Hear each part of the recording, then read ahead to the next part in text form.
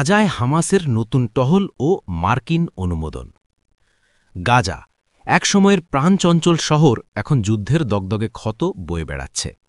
কিন্তু যুদ্ধবিরতির পর ধীরে ধীরে আবার ফিরছে জীবন। আর সেই ফেরার পথে সবচেয়ে বেশি আলোচনায় হামাসের বন্দুকধারীদের টহল। যুদ্ধবিরতি কার্যকর হওয়ার পর থেকেই হামাস তাদের সদস্যদের রাস্তায় নামিয়েছে। তারা এখন আর শুধু যোদ্ধা নয়, বরং নিজেদেরকে দেখাতে চাইছে এক ধরনের পুলিশ বাহিনী হিসাবে। এই ঘটনাকে ঘিরে বিশ্বজুড়ে চলছে নানা আলোচনা। কারো মতে এটি গাজার নিরাপত্তা ফেরানোর চেষ্টা, আবার অনেকে বলছেন এটি হামাসের নতুন কৌশল রাজনৈতিক অবস্থান শক্ত করার। মঙ্গলবার 14 অক্টোবর রাতে কাতার ভিত্তিক সংবাদ মাধ্যম আল জাজিরা জানিয়েছে, যুদ্ধবিরতি শুরু হওয়ার পর থেকেই হামাস ধীরে ধীরে তাদের লোকজন ফিরিয়ে আনছে গাজার রাস্তায়। এমনকি মার্কিন প্রেসিডেন্ট ডোনাল্ড ট্রাম্পও এই বিষয়ে মন্তব্য করেছেন। এক লাইভ সংবাদ সম্মেলনে সাংবাদিকদের প্রশ্নের জবাবে ট্রাম্প বলেন, তারা সমস্যাগুলোকে বন্ধ করতে চায়। তারা এই বিষয়ে খোলাভাবে কথা বলেছে এবং আমরা তাদের কিছু সময়ের জন্য অনুমোদন দিয়েছি।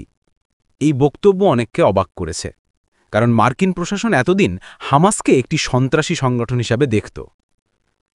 তবে এখন গাজা সাময়িকভাবে পুলিশিং পরিচালনার জন্য সবুজ সংকেত দেওয়া হয়েছে হামাসকে।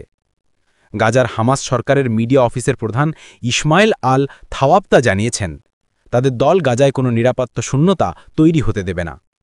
জনগণের নিরাপত্তা এবং সম্পত্তি রক্ষাই এখন তাদের অগ্রাধিকার। তিনি আরও বলেন, আমরা জনগণের পাশে আছি, গাজার নিরাপত্তা নিশ্চিত করা আমাদের দায়িত্ব। এই বক্তব্যের পর হামাসের অবস্থান স্পষ্ট হয়ে ওঠে। তারা শুধু সামরিক গোষ্ঠী নয়, বরং এখন প্রশাসনিক ভূমিকাও নিজেকে তুলে ধরতে চায়। তবে সমালোচকরাও চুপ নেই। অনেকে মনে করছেন হামাসের এই পদক্ষেপ গাজায় তাদের ক্ষমতা আরও সুসংহত করার কৌশল। যুদ্ধবিরতির পর যেখানে একটুখানি স্থিতিশীলতা এসেছে, সেখানে হামাস চাইছে তাদের উপস্থিতি আরও দৃঢ়ভাবে টিকিয়ে রাখতে। অন্যদিকে অস্ত্র ভাণ্ডার নিয়ে আলোচনার প্রস্তাব হামাস স্পষ্টভাবে নাকচ করেছে। তারা বলেছে এখনই অস্ত্র সমর্পণের কোনো প্রশ্নই আসে না। তবে ভবিষ্যতে যদি একটি ফিলিস্তিনি রাষ্ট্র গঠিত হয়, তাহলে তারা সেই রাষ্ট্রের কাছে অস্ত্র সমর্পণ করতে রাজি থাকবে। এই বক্তব্যের মধ্য দিয়ে হামাসের কৌশল পরিষ্কার। তারা আপাতত লড়াই বন্ধ রাখলেও ভবিষ্যতের সম্ভাব্য সংঘাতের জন্য প্রস্তুত থাকতে চায়। গাজার পুনর্গঠন আর নিরাপত্তা বজায় রাখার মধ্যেই তারা রাজনৈতিক গ্রহণযোগ্যতা অর্জনের চেষ্টা করছে। বিশ্লেষকদের মতে এই মুহূর্তে গাজায় হামাসের হাতে প্রশাসনিক দায়িত্ব দেওয়া একদিকে স্থিতিশীলতার আশা জাগায়, অন্যদিকে ঝুঁকিও তৈরি করে।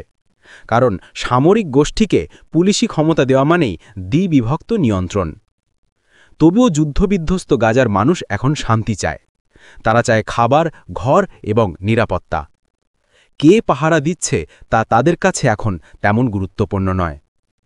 হামাস বলছে তারা জনগণের পাশে আছে, কিন্তু আন্তর্জাতিক সমাজ দেখছে এই নতুন টহল, এই সবুজ সংকেত গাজার রাজনীতিতে নতুন এক অধ্যায়ের সূচনা করে কিনা।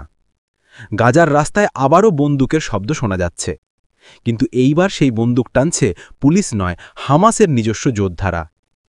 প্রশ্ন একটাই, এটি কি গাজার জন্য নতুন নিরাপত্তার ভোর, নাকি আরও একটা রাজনৈতিক নাটকের সূচনা?